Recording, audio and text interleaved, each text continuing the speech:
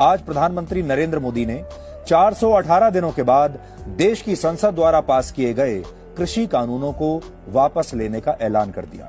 और बहुत सारे लोग इसे मोदी का मास्टर स्ट्रोक कह रहे हैं, बहुत सारे लोग इसे किसानों की जीत कह रहे हैं, विपक्षी दल इसे अपनी जीत मान रहे हैं, खालिस्तानी इसे अपनी जीत कह रहे हैं और देश का टुकड़े टुकड़े गैंग भी आज तालियां बजा रहा है। तो आखिर ये किसकी जीत है और किसकी हार?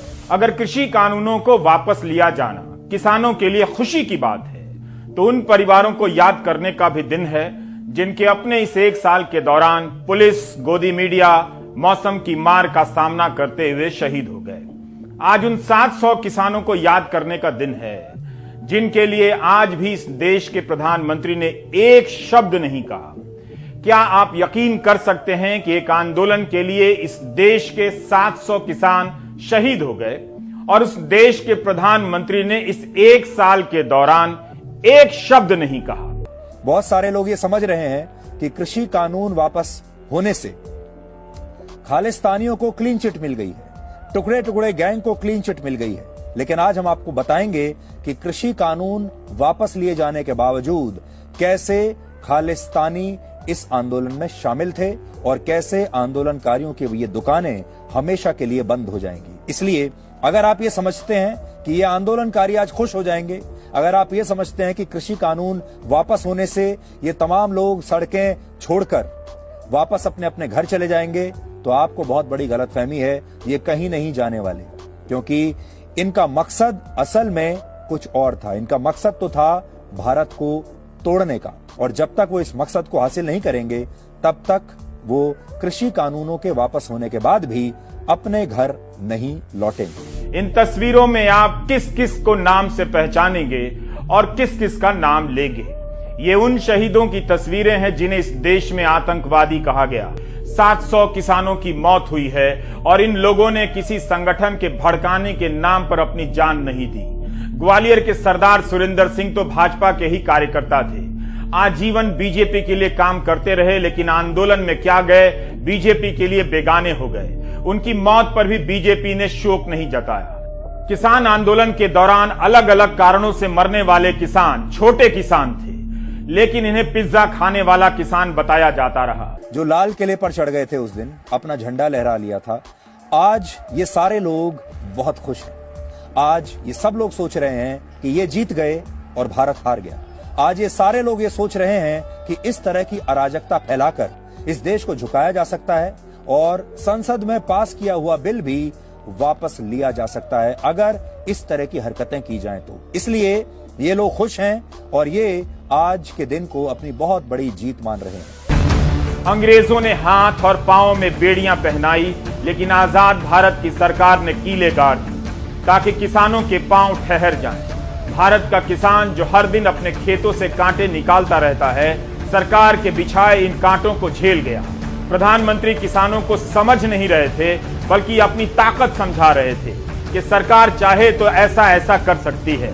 किसानों के दिल्ली आने के रास्ते में बड़े बड़े बोल्डर लगा दिए गए, कंटेनर लगा दिए गए ताकि उसे पार कर किसान दिल्ली ना आ सके। किसानों को दिल्ली आने नहीं दिया गया। किसानों ने देख लिया कि लोकतंत्र का रास्ता जाम कर दिया गया है। आज किसानों ने जाम से परेशान इस लोकतंत्र का एक छोटा सा रास्ता खोल दिया है। टुकड़े टुकड़े गैंग सिर्फ अखबारी बात नहीं है, ये वाकई में है।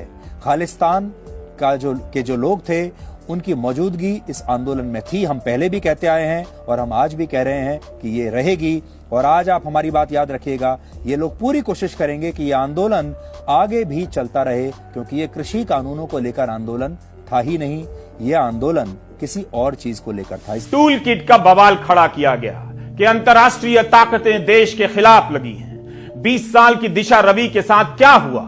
गोदी मीडिया को आगे कर एक भीड़ खड़ी की गई किसानों के खिलाफ। गोदी मीडिया के जरिए पहले मिडिल क्लास को किसानों के विरोध में खड़ा किया गया, फिर उस मिडिल क्लास को महंगाई से मरता छोड़ दिया गया। जानने की बात तो है कि केवल कानून वापस हुआ है या इस आंदोलन को लेकर नजरिया भी, जिस नजरिए में आंदोलन के प्रति घृणा थी, क्या वो भी वापस हुई है? Do you get my point? Is it too much democracy to want to speak in English in India? आज प्रधानमंत्री मोदी ने 2 बड़ी बातें कही। पहली ये कि वो देश के लोगों से क्षमा मांगते हैं, सच्चे मन से और पवित्र हृदय से कहना चाहते हैं कि उनकी तपस्या में ही कोई कमी रही होगी, जिसके कारण दिए के प्रकाश जैसा सत्य वो कुछ किसानों को समझा नहीं पाए। दूसरी बात उन्होंने ये कही कि इन कृषि कानूनों का विरोध किसानों का एक वर्ग ही कर रहा था, लेकिन सरकार के लिए ये वर्ग भी महत्वपूर्ण था। इसलिए कृषि कानूनों के जिन प्रावधानों को लेकर उन्हें ऐतराज था, सरकार उन्हें अब बदलने के लिए तैयार है और इन कानूनों को 2 साल तक होल्ड पर रखने का भी प्रस्ताव सरकार ने दिया था। उन कानूनों को बदलाव करने के लिए सरकार तैयार थी, लेकिन किसानों ने इसे भी स्वीकार नहीं किया। और आज पूरे देश को ये फैसला करना होगा कि इन बातों में आपको टूटता हुआ अहंकार दिख रहा है या इन बातों में आपको विनम्रता दिख रही है। जिन किसानों को साल भर आतंकवादी कहा जा रहा था, उन्हें कब दिए के प्रकाश जैसा सत्य समझाने की कोशिश हुई? कब? जनवरी के बाद से सरकार ने किसानों से बात नहीं की है। तपस्या किसानों ने की, लेकिन प्रधानमंत्री कह रहे हैं उनकी तपस्या में कोई कमी रह गई। 700 किसानों ने जान दी, लेकिन तपस्या प्रधानमंत्री कर रहे थे। शायद तपस्या में इस बात की कमी रह गई होगी कि कीलें कम बिछाई गई, सर कम फोड़े गए, किसानों पर जीपें कम चलाई गई। अगर बात तपस्या और नीयत की होती तो यह बात किसानों को बुलाकर भी कही जा सकती थी, लेकिन प्रधानमंत्री ने इसका ऐलान भी एक तरफा तरीके से किया, अचानक किया। जिस तरीके से अध्यादेश के जरिए यह कानून लाया गया था, अचानक लाया गया था।